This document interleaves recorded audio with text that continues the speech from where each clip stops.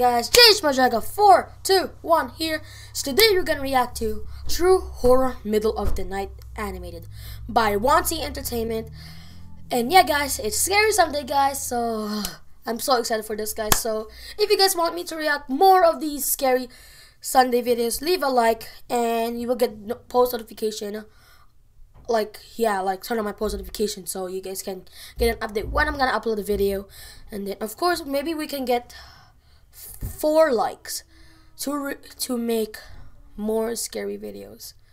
Okay guys, so that's the deal guys. 4 likes to create more of these scary videos. And yeah, or I'm gonna repeat it again, give this 4 likes to make more videos for Scary Sunday.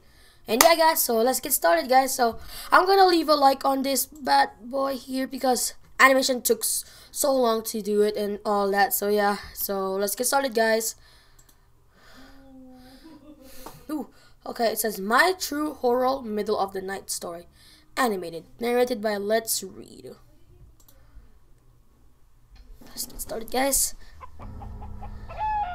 My family is a small farm here in Kirkwood, upstate New York.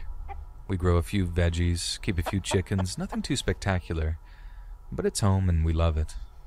But a little while ago, back in early 2019, we got woken up by something in the middle of the night that scared the absolute life out of us. We have this big front yard with flower beds and a big lawn, and that's where we keep the chickens and the dog too. So me, my mom, and my dad were all sleeping one night when we were woken up by this huge crash in the front yard. I can hear our dog barking really, really loud and violently before there's like this yelping sound from it and he goes quiet. I walk out into the hallway and see my dad storming out of my parents' bedroom, rushing down the stairs to get his shotgun. Me and my mom were about to follow him outside to get a look at whatever was going on, but he yells at us to call the cops, stay inside, and not follow him under any circumstances. My dad grabs the phone and I rush back into my bedroom to watch from the window. As soon as I look out, I see this car that's smashed through the fence of our yard and torn up a section of our lawn. It's obviously really dark out and the car's headlights are only lighting up a section of our yard, so I can't really see much outside of the beams. But I do see something that absolutely breaks my heart. It's our dog, lying on the front lawn, not moving at all. He looked really hurt. Something had really messed him up. But given that he was barking after the actual smash of the car, it couldn't have been the impact that hurt him so bad. Something else entirely. What I saw next was only because my dad had this little light attached to the end of his shotgun. He starts shining it around the front yard as I hear my mom calling 911 in the hallway, telling them that something horrible had happened at our address and for them to come as quickly as they could. Then my dad shines the shotgun light over towards the chicken coop and I saw something that I continue to see in my nightmares for a long time to come. It was a man, completely naked from head to toe, kneeling among torn out feathers and broken bodies, and he was sinking his teeth into the flesh of a still living chicken that he held tight in his grip. Every time he bit into the chicken, it would flap and shake, making the most awful screeching noises as he tore more raw flesh from its body. That's so disgusting. Oh my gosh. Oh my gosh, guys. Oh my gosh. Ooh. He's eating a raw chicken? Oh my gosh, guys. Oh my gosh. My dad racked a shell into the chamber and started screaming at the guy to get out of the chicken coop. But the guy barely listens at first. Just carries on ripping this big brown chicken apart with his bare hands and teeth. And by the time he does actually start listening to my dad, God, it was horrible. He looked right into the light of the shotgun so that his face was perfectly lit up and he smiled. There was blood and feathers all over his face and chin. He looked monstrous, totally insane, eyes bulging out of their sockets. I think even to this day it's probably the most terrifying thing I'd ever seen. I started banging on the window and begging my dad to come back inside. I was so scared the guy was going to attack him or something, and if he did, that Dad would shoot him. And I know it's maybe a little lame of me, but I just didn't want to see any of that. I was already distraught from seeing our dog just lying there all lifeless on the lawn, and I know I wouldn't be able to handle it if anything had happened to my dad. Luckily, the guy didn't bother doing anything to my dad at first. I think he was just so blinded by the light of the shotgun that he just sort of stared into the flashlight, hypnotized by it for a few seconds. But he soon rose up off of his knees, that bloody, twitching chicken still in his grip, and started to make a move towards my dad. As soon as he did, the sound of Dad's shotgun rang out as he fired a shot above the guy's head. But the guy hardly flinched. That's when I realized he must have been on some kind of drug or something, maybe meth or PCP or whatever. He didn't seem scared at all by the fact that he'd almost had his head blown off, but it was definitely enough to put him off from straight up attacking my dad. He just carried on smiling though, kneeling back down among the chickens as he carried on ripping them apart. It felt like an hour before I finally saw the red and blue flashing lights of the cop cars coming down the road. But from what I learned later, it was only a couple of minutes before they actually arrived, since they happened to have a unit in the area already down highway patrol. When they arrested the guy, he got really crazy, and they had to actually use their tasers, which had little effect at first, and pepper spray on the guy just to get him on the ground. We later found out that the guy, named John Meny, was actually from Florida. Oh, there had he's been a manhunt wanted? for him, and he'd somehow gotten all the way up to New York State using stolen cars and hiding himself away in trucks. We weren't the only place he'd attacked either, since he actually killed another dog on a different farm, maybe less than 2 miles away from us. That was definitely the most terrifying thing I'd ever woken up to in the middle of the night, by a long shot too. Thankfully, our dog survived. Oh my gosh.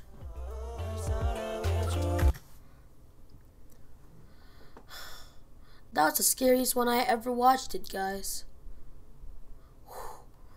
Let's react to another animated story. Yeah, guys, so let's react to one more scary videos today. Alright guys, so we're gonna react to another one by Llama Arts. Again, they had 2 million subscribers, guys. I'm gonna put all the links in the description down below for their videos, so also like that. And yeah, okay, so let's get started. Yeah, so this one I reacted to the first one already from like the past, like from the last Sunday. Reacted to the first Creepy Night Shift story 1. So we're gonna react to the second one, guys. So let's get started, guys. And yeah, so let's leave a like again, because it took so much support, or it took so many times to make this animation story. So let's get started, guys. And yeah, guys, you guys wondering why I'm like talking a little slow, because like I've been like what is called, like I'm not been making videos like since last time. So we're gonna react to this again, and let's get started, guys. Okay guys, let's get started. Creepy Night Shift Story 2. It was around 3 years ago. I was 17 years old and I worked at the local library in my city. The library was located in the middle of the city, but was totally abandoned in the evenings. Oh, okay. I only worked in the evenings, when all the older staff had already gone home. My colleague and I were the only one left there that night. As it was the day before Christmas and a blizzard was going on outside, not one single customer inhabited the building. My colleague Thomas was down at ground level, while I was sitting at my desk on the top level. Normally, I would take the time to study, but it was the holidays and I was completely bored to death. The library was recently renovated, so I could look outside through the big windows that they had put up. I mostly looked at the blizzard going on, thinking about my bike ride home. It was a dark December evening and the snow was piling up. I just really wanted to go home. It's really snowy out there, Tom. What do you say we close up early? No one's gonna show up anyway. Over. Your jokes are funny. Over. Just 10 minutes before we closed, I heard some people coming up the stairwells. It was some kind of family. One man and a woman, with 2 girls. When they came through the door, I immediately saw that they weren't ordinary. The man They're had a haunted, pale, guys. almost white They're face haunted. and wore red lipstick. The woman was also completely pale. They all wore clothing like they used to be in the 17 or 1800s. I just had my history exam, so I recognized it immediately. While I walked towards them, I saw that they were looking around as if they were lost. "Can I help you folks?" I asked them. They looked at me with big eyes, if I was talking Chinese. Oh, that's so I almost scary. thought about bailing, but as we just had a meeting about customer satisfaction, I asked again, a bit louder. "Can I help you folks?" They now all looked at me with a big smile Oh, and that's large scary. eyes. Oh my I was gosh. totally creeped out, and I didn't really know what to do anymore. "If I can help you, I'll be at my desk," I said, and I quickly walked away. When I was at my desk, I could still see the family just standing there, doing absolutely nothing. Tom, have you seen this family that just came in?" "Over." "No, no one's come through the entrance." "You good?" "Over." Now I was even more creeped out. When I looked up, I saw the man walking towards me. From the inside, I could almost cry, but I did my best not to show it. The man stood in front of me with his pale face and called out something in a language I couldn't understand. It sounded like English, but it sort of wasn't. I couldn't make out anything. I looked down at my computer to make it look like I was searching, hoping he would just take off. When I finally looked up, nobody was there. Oh! The whole floor was abandoned again. I did a quick sweep of the floor, but I found nobody. As if they just vanished. Just then, my colleague came up the stairs, and I told him what happened. He didn't believe me, and I thought I was trying to scare him. Luckily, there were security cameras in the library, so we could just watch what happened, right? Yeah. After Yeah, we closed the check on the- library, we check went to into the the security security office camera. in the building and looked at the footage from earlier that evening. What I saw then was the creepiest thing ever. I was talking to nobody. The whole family wasn't on the screen. Oh! It was just me, talking to myself. Oh! Oh! Oh my gosh! Oh, if that happens to me, I'm screwed. Oh my gosh, guys. Oh. Let's react to one more scary video, and that's it, guys.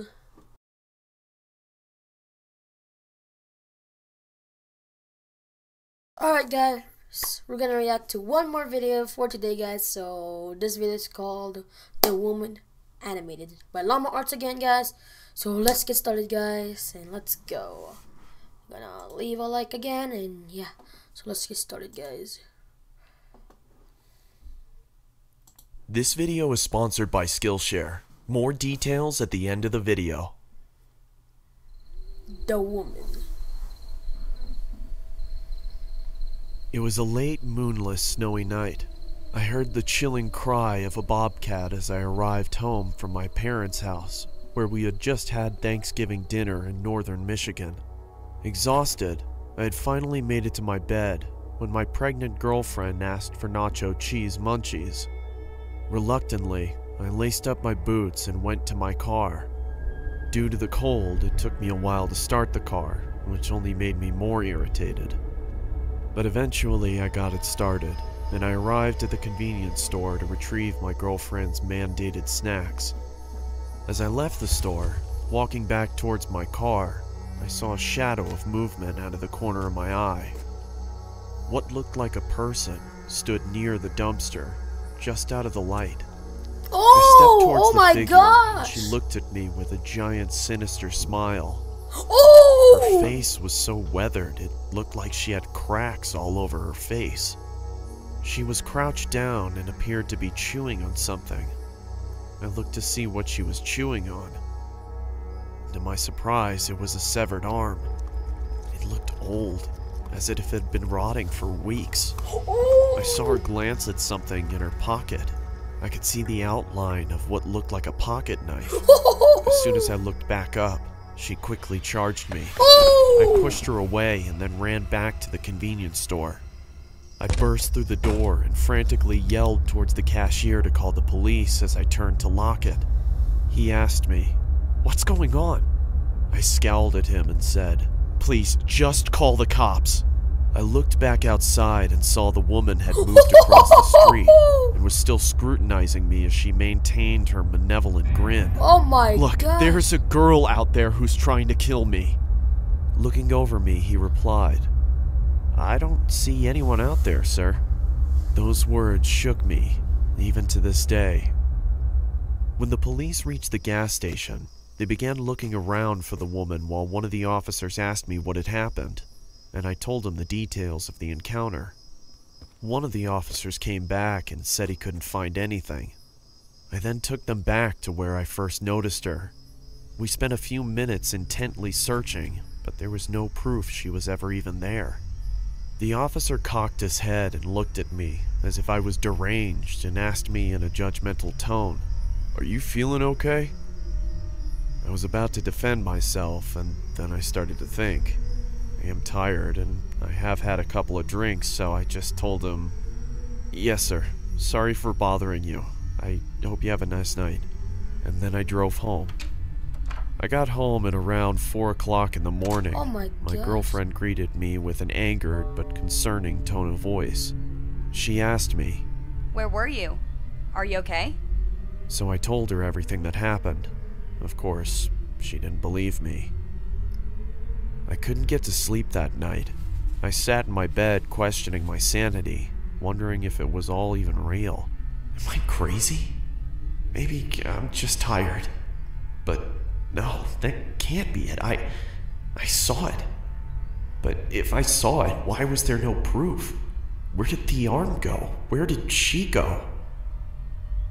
Before I knew it, it was 7 in the morning, and I had to go to work. I threw on my jacket as I was about to head to the construction site, and I put my hand in my pocket and noticed that there was a hole in it.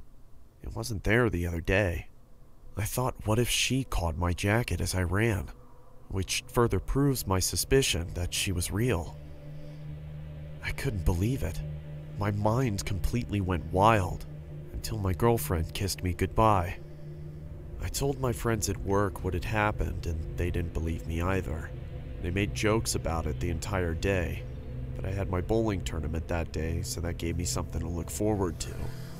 I got home and hung my vest and jacket up and rapidly put on my bowling shoes and got my bowling ball. My girlfriend looked at me with a pleasant smile and said, When will you be back? "Probably around 11. Don't be long. I won't, don't worry." Okay, some ads.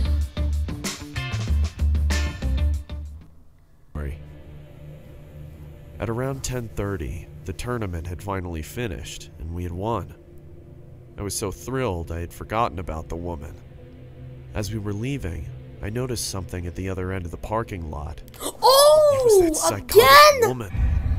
We stared at each other for what felt like an eternity. She slowly started moving towards me while waving her knife in the air and making cuts. I quickly jumped into my car and turned it on. As I looked up, I saw she was standing in front of me, staring at me. She slowly walked over to my window, and she said in a quiet, deep, and scratchy voice, Little pig, let me in. I was frozen in fear, but I snapped back to reality when she banged on the roof of my car, screaming. Ooh. I quickly slammed my foot on the accelerator and didn't let off it until I couldn't see her anymore. When I arrived home, I told my girlfriend what had happened. Like last time, she didn't believe me. Oh my I gosh, really I feel thought bad I about was that insane, guy. but I tried to forget about it and get some sleep. Later that night, I woke up and saw her in my room. All she said was, "Let me in," over and over. As she got closer, she then started shouting, Let me in, let me in, let me in! Let me in! Come on, Paul. Stop being difficult. I was wondering how in the world my girlfriend hadn't heard this going on. The woman was right next to me and held up a knife to me. That's when I fainted. I woke startled in my room, dripping with sweat. Then I remembered I don't have a girlfriend, nor a house, or a family.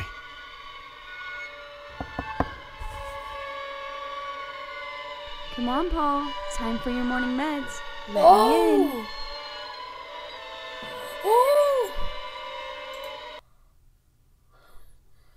Oh my gosh, guys.